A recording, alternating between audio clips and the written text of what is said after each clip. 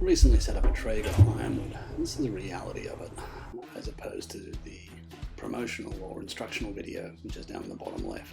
It all starts out pretty good. These two guys follow the same pattern, as I do. Take everything out of the box, you lay it flat, and you look for the instructions, which are conveniently located in that box I've just put down.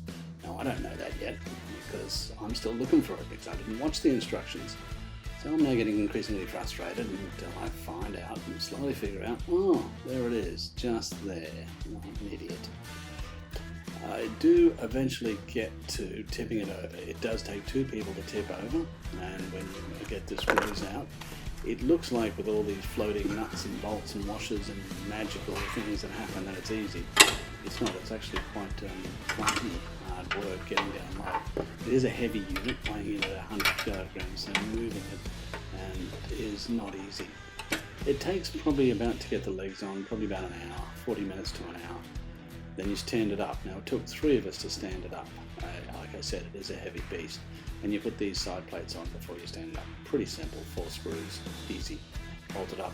The last 2 things to go on are the side, the little sort of tray on the side where you can put your meats, the front ledge and the handle. Here's the side bit. They say you tip it up and look how magically, whoa, it's just going to fly up. Now, it took my 2 teenage boys and myself doing deadlifts to lift that thing up. When you eventually get this thing on, it's all pretty simple. They're very well made.